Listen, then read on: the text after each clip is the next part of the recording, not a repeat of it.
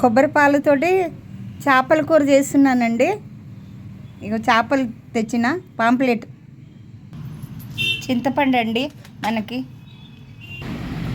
మెంతులు అండి, కొంచెం ఆవాలు, జీలకర్ర, ధనియాలు, సోంపు ఒక స్పూను, కొంచెం లైట్గా మెంతులు వేయించుకోవాలండి. ఇవన్నీ వేసేయాలి, లైట్గా వేయించుకోవాలి. ఉల్లిపాయలు అండి ఒక 10, ఉల్లిగడ్డలండి చిన్నవి 10 ఉల్లిగడ్డలు, 4 టమాటాలు, 2 పచ్చిమిరపకాయలు వేయించుకోవాలండి.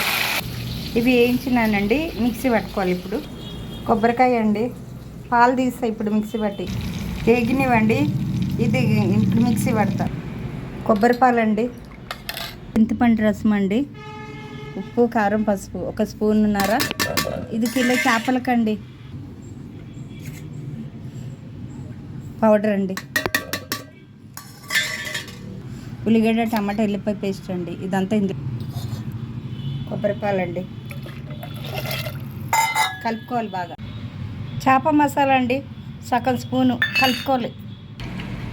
నూనె వేసినానండి, ఆవాలు, జీలకర్ర, ఎండుమిరపకాయ వేగినాక కరివేపాకు అండి 10 రెమ్మలు. మసాలా కలుపుకున్న కొబ్బరిపాలు, చింతపండు వేస్తున్నానండి. బాగా మసాలాలు మసిలిందండి. ఇప్పుడు చేపలు విడుస్తున్నా. చేపలనే వేసినానండి. ఒక 10 నిమిషాలు అయినాక దించుదాం. అయిందండి 10 నిమిషాలు. కొత్తిమీర జల్లి దించేసుకుంటాయి.